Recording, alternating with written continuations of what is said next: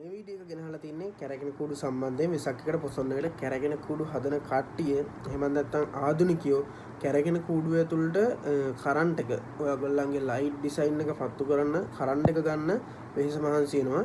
ඉතින් ඒකට ලේසි පහසු ක්‍රම සහ සාමාන්‍ය ස්ටෑන්ඩඩ් ක්‍රම ටිකක් ඕගොල්ලන්ට කියලා දෙන්න තමයි දන්නේ නැති කට්ටියට. ඉතින් දන්න කට්ටිය ගොඩ දෙනෙක් ඇති. වෙසක් කූඩු හදන කැරගෙන කූඩු හදන ඕනම කෙනෙක් මේ සිස්ටම් ටික දන්නවා. ඉතින් මේ වීඩියෝ එක ගෙනාව මේ වගේ දන්නේ නැති කට්ටියට කොහොමද අපි කූඩුවක් ඇතුළට කරන්ට් එක ගන්න කියලා කියලා දෙන්න. මේ වගේ ක්‍රම කිහිපයක් තියෙනවා. ඒ ක්‍රම කිහිපයක් තමයි අද ඔයගලන්ට පැහැදිලි කරන්න යන්නේ. එහෙනම් වැඩි කතා වුණේ අපි යමු වීඩියෝ එකට. යාළුවනේ මේ තියෙන්නේ මම ඔයගොල්ලන්ට කටු සටහනකින් ඇඳලා දක්වපු කරන්ට් එක ගන්න පුළුවන් සිස්ටම් කිහිපයක්. මම දැන් කියලා දෙන්නම් මොකද්ද මේ සිස්ටම් ටික කියලා. ඉතින් මේ තියෙනවා පළවෙනි රූපේ. ඔයගලන්ට මේ පළවෙනි රූපේ බලා ගන්න පුළුවන් ලී රවුමක්. මේක ඇවිල්ලා ලී පැතලි ලී රවුමක්. මේකේ ඝනකම සාමාන්‍යයෙන් අඟලක් 3 කාලක් වගේ ඝනකම මෙන්න මේ වගේ ලී රවුමක් තමයි ඔයගලන්ට මේ තියෙන්නේ. ඒක මැද්දේ මේ තනි පෑනිරින් ඇදලා තියෙන්නේ ඊයන් තහඩු. ඊයන් තහඩු තමයි මේ ඇඳලා තියෙන්නේ. ඉතින් ඕගොල්ලෝ මේක කරන්න ඕන ඊයන් බෝඩ් එක ඇලුමිනියම් බෝඩ් එක ඇලුමිනියම් පතුරු තමයි මේවට ගහන්නේ. ඒ ඇලුමිනියම් බෝඩ් එක තහඩු බෝඩ් එක ඔයගොල්ලන්ට පුළුවන් හાર્ඩ්වෙයාර් එකකින් ගන්න. ඕනම හાર્ඩ්වෙයාර් එකකින් සාමාන්‍යයෙන් අඩියක් අඩිය වගේ කෑල්ලක් සාමාන්‍යයෙන් 300ක් වගේ තමයි අඩි එකමාරද කොහෙද දෙන්නේ මට මතක විදිහට. ඒ වගේ කෑල්ලක් සාමාන්‍යයෙන් 300 ගණක් වගේ වෙන්නේ. ඉතින් සාමාන්‍යයෙන් මේ වගේ බෝඩ් දෙකක් අඩි දෙකක් තුනක් වගේ තිබ්බහම මේ වගේ සාමාන්‍ය අඩි එකමාරක වගේ විස්කම්මේ තියෙන එකක් හදාගන්න පුළුවන්. මේකෙදි සිස්ටම් එක තමයි මේ වටේම අපි තීරුවක් ගහගෙන යනවා තනි තීරුවක්. ඒ තනි තීරුව නියුට්‍රල් ලයින් එක. එහෙම නැත්නම් ඔයගොල්ලන්ගේ DC ලයින් එකක් නම් යන්නේ DC ලයින් එකේ කොමන් ලයින් එක තමයි ඒක. හරිද? ඊට පස්සේ මෙතන තියෙනවා දෙවෙනි රවුන්ඩ් එක. දෙවෙනි රවුන්ඩ් එකේ තැන් ටික කඩලා තින්නේ. මේ තැන් වල තමයි ඔයගොල්ලන්ගේ මේ පෑනිරිය ඇඳලා තියෙන තැන තමයි ඔයගොල්ලන්ගේ ලයිට් එක පත්තු වෙන ටයිම් එක. ඒ වගේම මේ ඇඳලා නැති පීලිය තමයි ඔයගොල්ලන්ගේ ලයිට් එක ඔෆ් වෙලා තියෙන ටයිම් එක. හරි. මේක දිගේ ස්පෝක් කම්බිය තමයි අපි මේකට සම්බන්ධ කරන්නේ. ස්පෝක් කම්බියක් මේකට එලයින් කරලා මෙන්න මේ විදිහට තියලා තියෙනවා. එතකොට මේ රවුම මේක කැරගෙනකොට මේ ස්පෝක් කම්බිය මේ තීරුව දිගේ ගානට ඇදිලා යනවා. ඒ ඇදිලා යනකොට තමයි කරන්ට් එක ස්පෝක් කම්බිය හරහා අපි කූඩුව ඇතුළට ගන්නෙ. නැත්තම් කැරගෙන කූඩුවක් ඇතුළට අපිට වයර් එකක් දාගන්න බෑනේ. ඉතින් මේක අපි කූඩුවේ යටින් සම්බන්ධ කරන මේ තියෙන කූඩුවේ පාදමක් මම මේ කටු සටහනකින් යනවා කූඩුවක පාදම.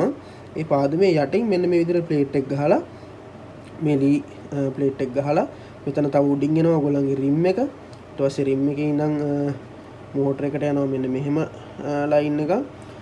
ඊටත් යටින් තමයි මෙන්න මේ ප්ලේට් එක තියෙන්නේ. එතකොට මේ ප්ලේට් එකට මෙන්න මෙහෙන් හයිය ලීයක් ගහලා ඒ ලීය හරහා අපි ගහනවා මෙන්න මෙහෙම ස්පෝක් කම්බි. මේක ගහන්නේ මේ මෙතන තියෙන රිම් එක ඇතුලෙන් තමයි මේක ගහන්නේ. රිම් එක එළියෙන් ගැහුවොත් එහෙම ඒක කැරගෙනකොට මෙන්න මෙතන පටිය වදිලා මේ වගේ කල්ල යනවා. ඉතින් ඒක නිසා මේ රිම් එක ඇතුලේ තමයි ගහන්නේ. ඒතකොට රිම් එක කැරකුණාට මේවල කිසිම දෙයකට බාධාවක් වෙන්නේ නැහැ. නැත්තම් මේ රිම් එක එළියෙන් ගැහුවොත් එහෙම බාධාවක් වෙනවා. රිම් එක ඇතුලෙන් ඔයාගේ රිම් එකේ ගානටම හරියන්න පුළුවන් නම් මේ ලී රවුම කපා ගන්න රිම් එකේ සයිස් එකටම හරියන්නේ.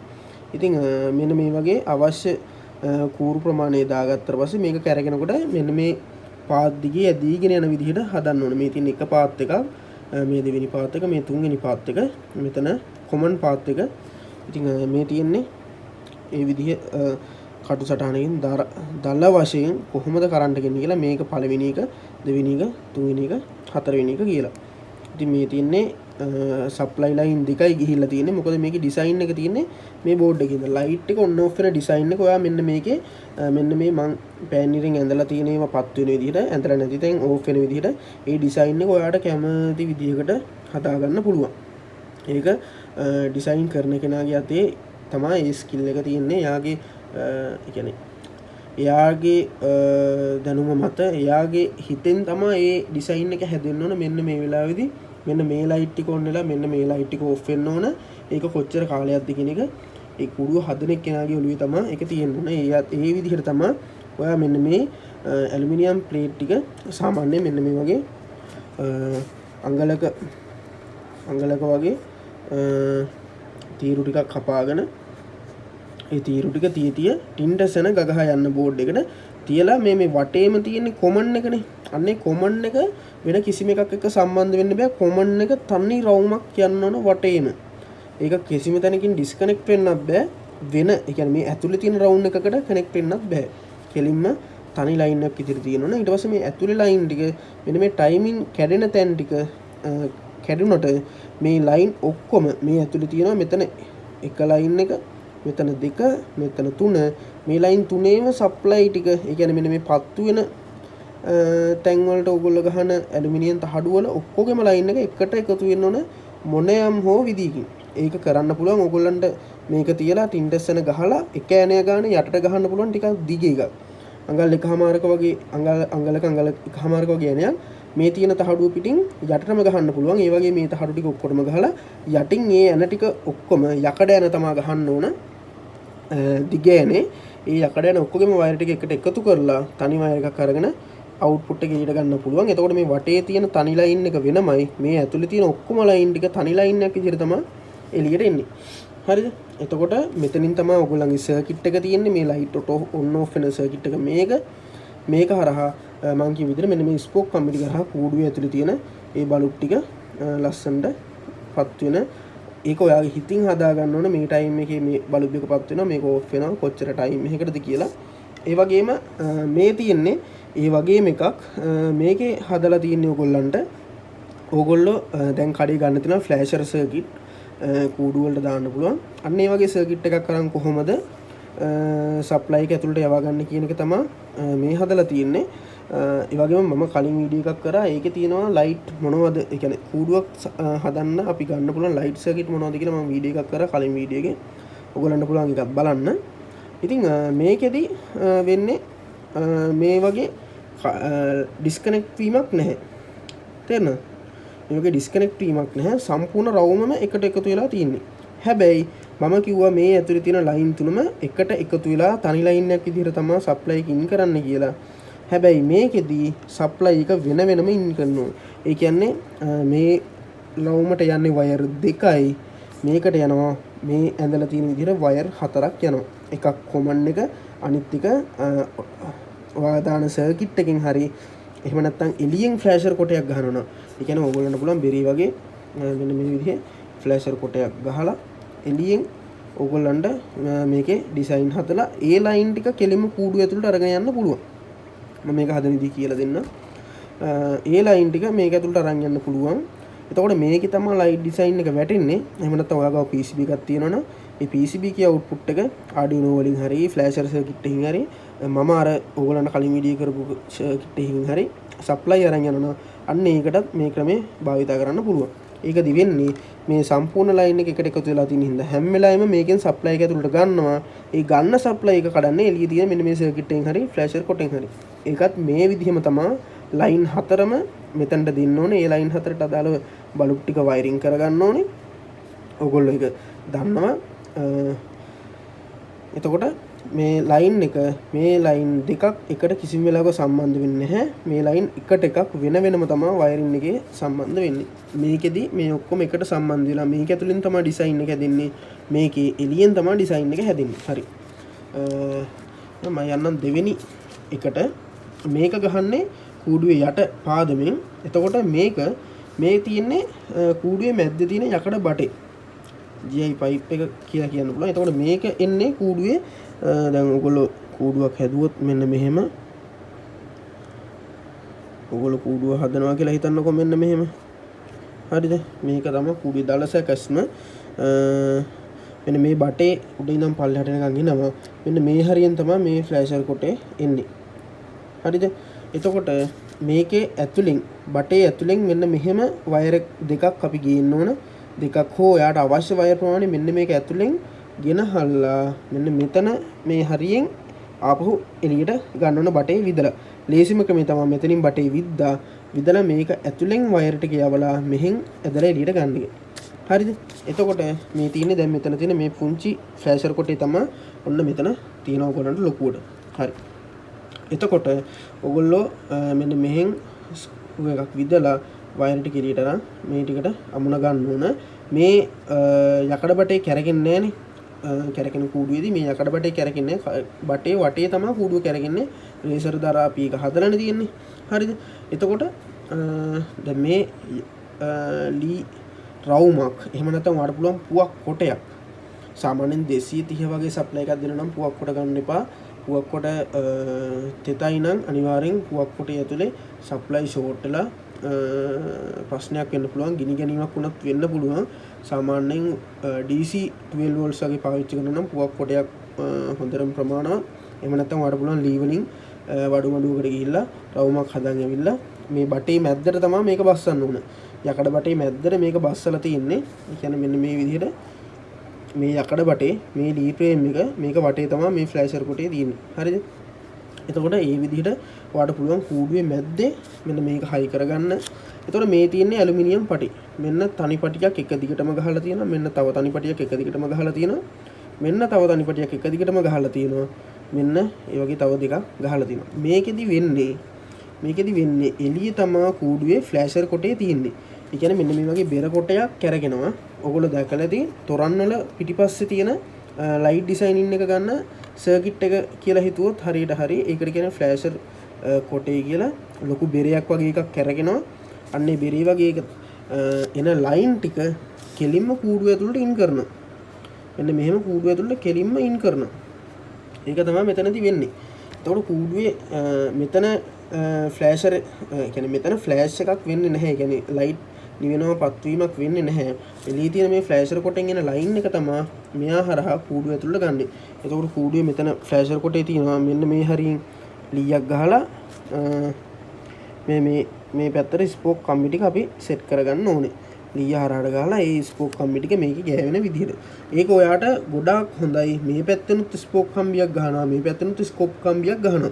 මේකේ ටයිමින් එකක් නැති හින්දා ස්පෝක් කම්බි දෙකක් ගැහුවට පස්සේ ඔයාට සමහරක් වෙලාවට කඩතුළු තියෙන තැන්වලදී ලයින් එක ඩිස්කනෙක්ට් වීමක් වෙන්නේ නැහැ.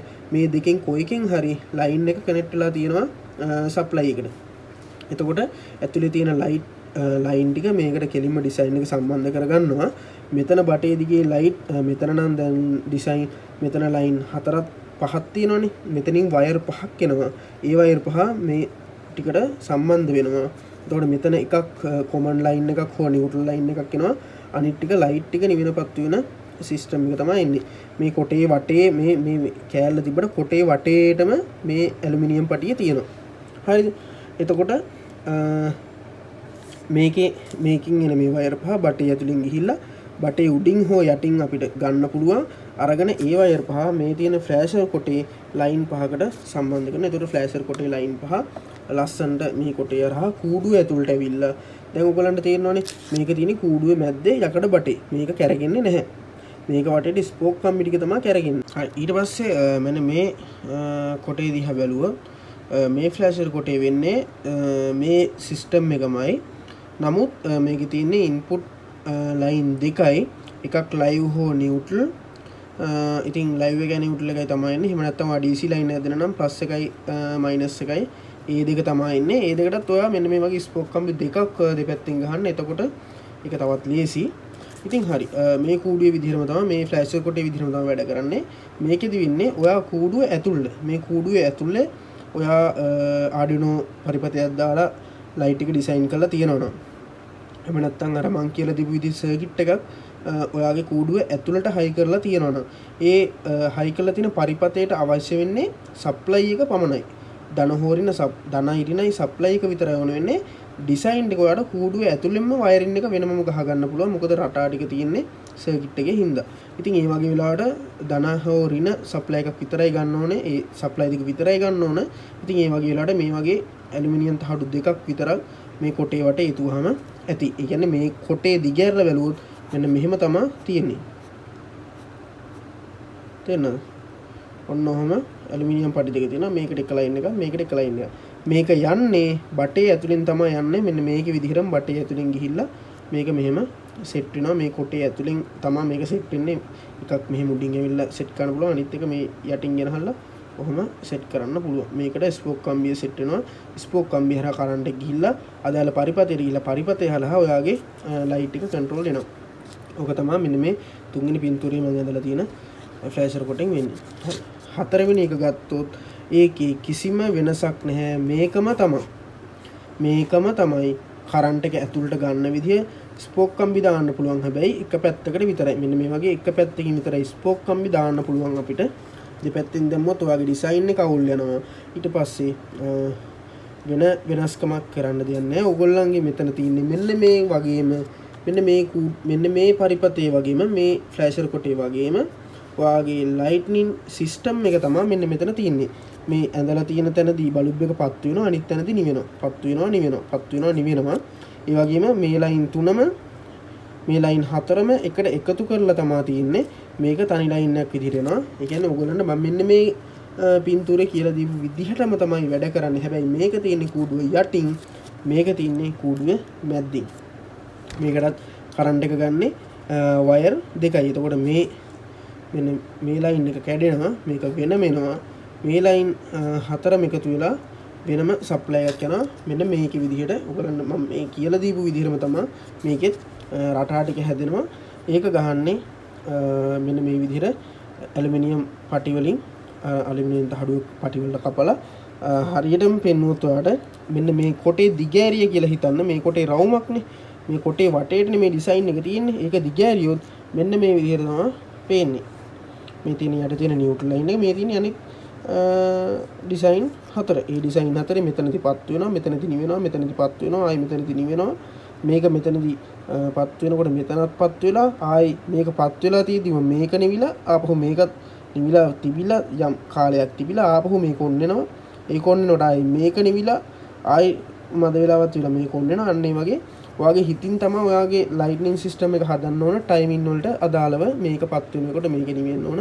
ඒ ටයිමින් එක ඔයා හිතලා තමයි මේ තහඩු ටික ගහන්න ඕන. ඉතින් මේ තහඩු ටික ගහලා මේ ලයින් එක ස්පෝක් කම්බි ටික මේ වගේ ලයින් හතරට ස්පෝක් කම්බි හතරක් දාන්න ඕන. අවුට්පුට් එක මෙන්න මේ ටික ඔක්කොම ඔයාට එකතු කරගත්ත හැකි එකට ඒක එක ලයින් එකක්, මේක එක ලයින් එකක්. ඒ විදිහට සප්ලයි දෙන්න පුළුවන්. එතකොට මේකෙත් මෙන්න මේ වගේ මෙතන මේ කොටෙන් ඩිසයින් එක හදන විදිහටම මෙතන මේ ෆ්ලෑෂර් කොටෙන් ඩිසයින් එක හදනවා. ඉතින් ඕගොල්ලන්ට මම කියපු මේ බෙරේ මෙතන බෙරයක් යනදනේ. අන්නේ බෙරේ කරගෙන්නෙත් මේ විදිහටම තමයි. මේක ඔයා හිතන්න දැන් මේ කූඩුව මැද්ද නෙමෙයි තියෙන්නේ, මේක නිකන් තියෙන්නේ. මේක අපි මෙන්න මේ වගේ හරස් අතර හැරෙවුවොත් මෙන්න මේකට කූණ්‍ය දෙක මෙහෙම දෙපැත්තෙන් ගහලා තියෙනවා. ඒ වගේ මේකේ වීල් එකක් තියෙනවා. ඒ වීල් එකට මෝටරයක් දාලා මෝටරයෙන් මේ වීල් එක කරකවනවා. ඒකට ස්පෝක් කම්බි සෙට් කරලා තියෙනවා. ඒ ස්පෝක් කම්බි ටික මේක වටේ ස්පෝක් කම්බි ටික තියෙනවා. ඒක හරහා මේ යකඩ තහඩු ටික යනකොට ඔයාගේ රටාව වෙනස් වෙනවා. ඒ රටාව මේකෙන් අවුට්පුට් එකට ගන්න පුළුවන්.